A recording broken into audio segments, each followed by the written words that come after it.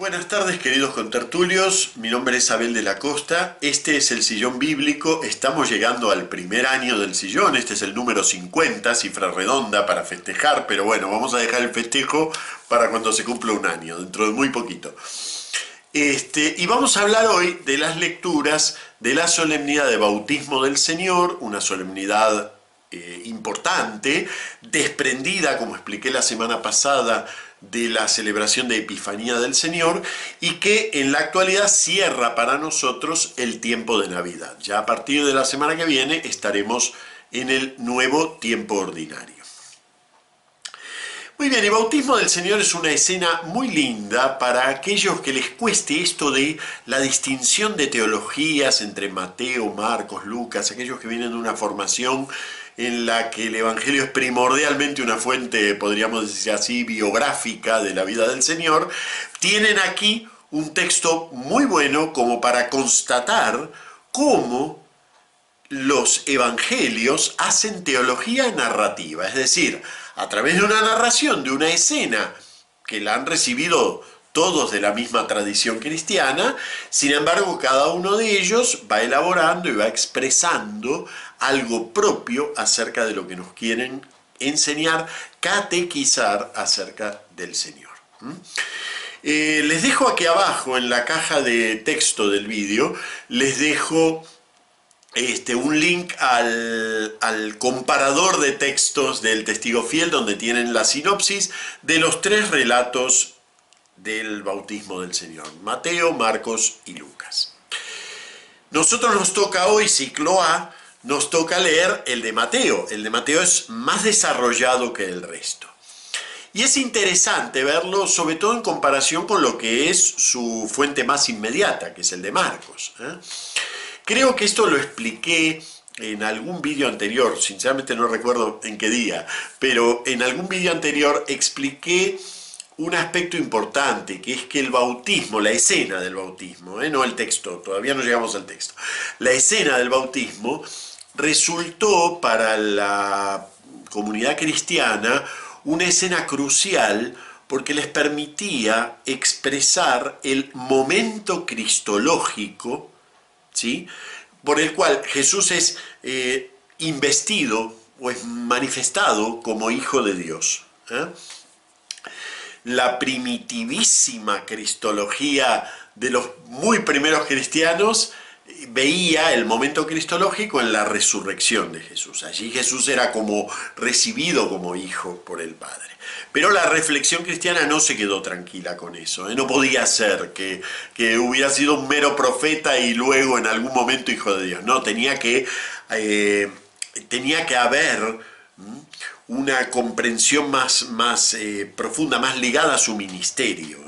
Y entonces aparece la escena del bautismo del Señor como la escena en la cual expresar ese momento cristológico.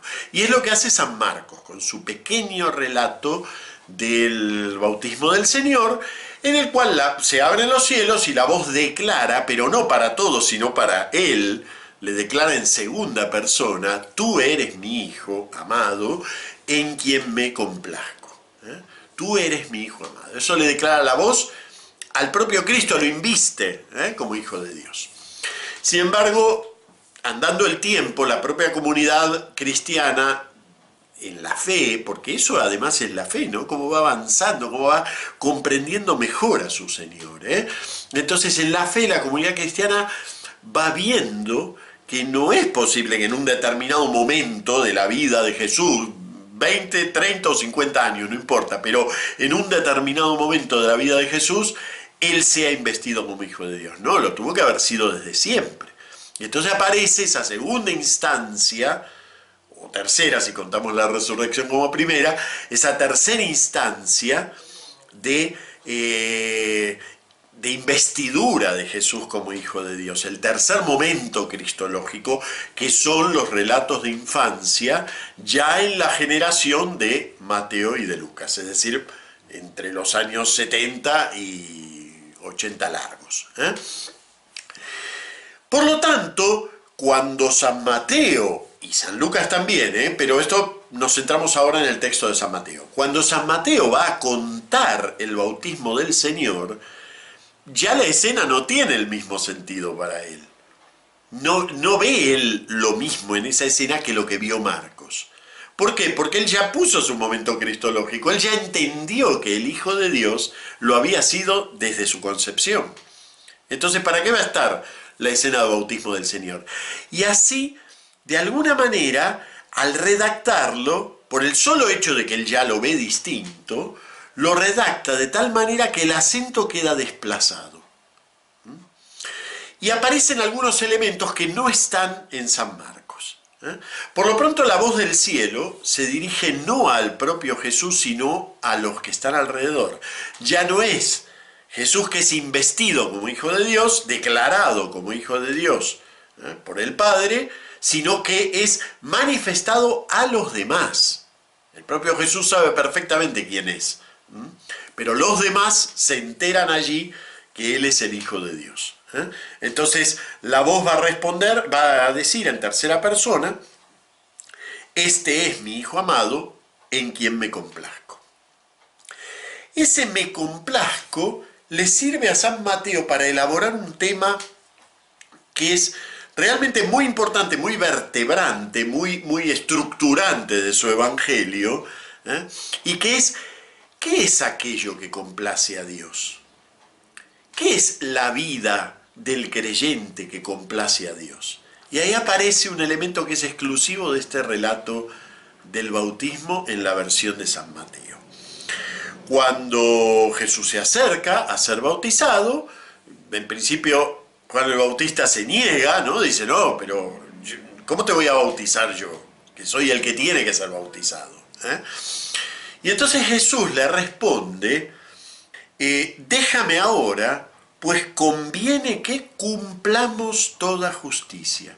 Esas dos palabritas, cumplir y justicia, son de las preferidas del Evangelio de San Mateo. Nos vamos a encontrar muchísimas veces esta expresión cumplir. Bien, ¿qué es lo que complace a Dios? Eso es lo que la pregunta que está en esta versión del bautismo del Señor. Mucho más que la que está en San Marcos o la que está en San Lucas.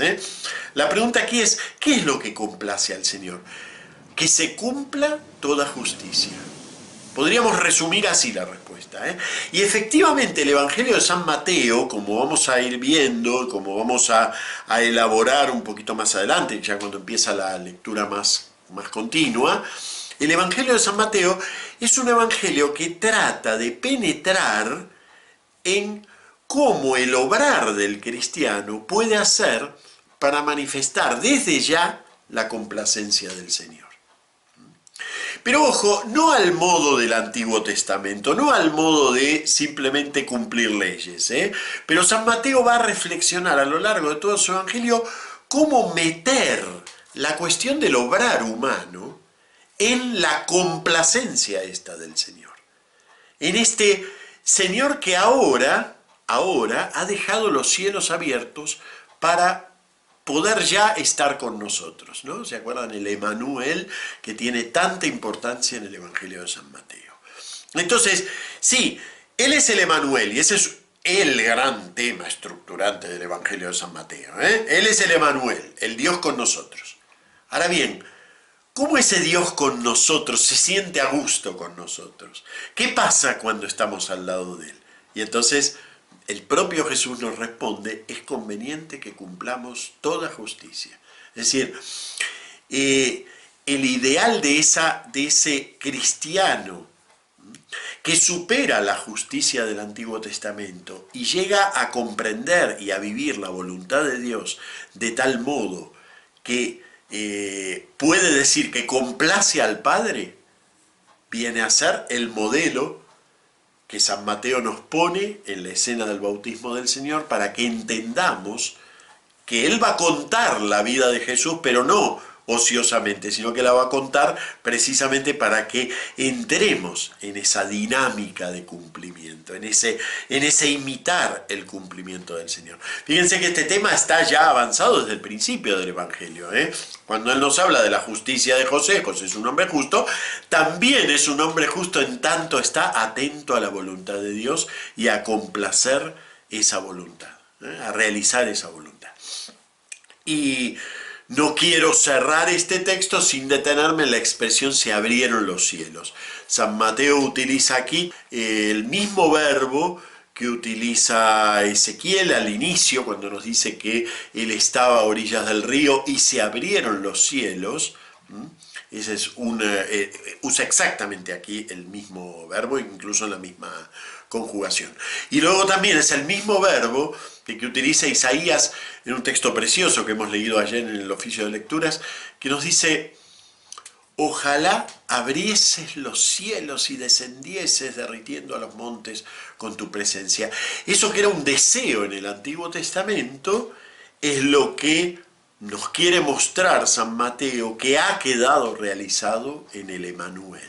Los cielos quedan abiertos y queda así ya expedito el camino entre el cielo y la tierra. Puede ya bajar como una paloma el Espíritu Santo. Esta expresión como una paloma me parece muy curiosa, ¿no? Yo creo que hay algunos exégetas que afirman que la intención original, la expresión no es de San Mateo, es de San Marcos, pero San Mateo también la usa. Que la expresión original no implica bajar en forma de paloma, sino bajar como bajan las palomas, es en picado, ¿no? Yo creo que ese debía haber sido el sentido original. Luego ya se convierte en proverbial la expresión bajar como paloma, hasta que San Lucas directamente la expresa bajó en forma de paloma, ¿no? Así que ya la concreta como una palomita con sus dos alas. Pero creo que la imagen en sí, bajar como paloma, ¿no? Es decir, se abren los cielos y queda ese trayecto perfectamente transitable. El Espíritu puede ahora ungir al hombre porque ya está Dios con nosotros. Bueno, las lecturas que acompañan este Evangelio son las dos muy profundas, ¿no? La primera es una parte del primer cántico del siervo sufriente. No se utiliza todo el cántico del siervo sufriente porque precisamente no se quiere hacer insistencia en la cuestión del sufrimiento, sino en la cuestión de la unción del Espíritu, ¿no? El hecho de que Jesús es aquel que es movido por el Espíritu de Dios de una manera total. Jesús cumple toda justicia. Jesús no busca en ningún momento su propia voluntad, sino que es el Espíritu el que dirige sus movimientos, ¿no? Y la segunda, una de Hechos de los Apóstoles, donde creo yo que está, si nos dijeran, bueno, ¿qué es Jesús? ¿Qué significa? Viene alguien que no conoce un marciano, no conoce nada del cristianismo, nada, nunca vio una cruz, nunca vio una iglesia, nada. Y nos dice, bueno, pero ¿quién es Jesús? Y entonces yo creo que este es un gran resumen. Jesús de Nazaret, ungido por Dios con la fuerza del Espíritu Santo, pasó haciendo el bien y curando a los oprimidos por el diablo, porque Dios estaba con él. Fíjense que a veces tenemos muchas cosas más para agregar, pero esto es esencial, ¿eh? Jesús pasó haciendo el bien y curando a los oprimidos por el diablo. El día que eso no lo ponemos en el primer plano, estamos perdiendo de vista quién es Jesús. Hay más cosas, por supuesto, pero eso está en el primer plano. Ese es el primer peldaño. La unción del Espíritu y el cumplir toda justicia tiene que ver con eso. Pasó haciendo el bien y curando a los oprimidos. Bueno, muy bien. Dejamos aquí y nos vemos ya la semana que viene con el inicio del tiempo ordinario y luego de esas lecturas que hacemos del Evangelio de Juan, que siempre abren los 3 tiempos ordinarios, nos pondremos ya en camino hacia la lectura semicontinua del Evangelio de San Mateo. Muchas gracias, saludos a todos, y aunque no lo estoy recordando ni pongo el videito que ponía antes, por favor les recuerdo el me gusta, la campanita, sobre todo compartirlo en redes, compartirlo en Facebook, compartirlo en Twitter. Les agradeceré mucho si se difunde un poco más esta tarea del sillón bíblico. Hasta la semana que viene.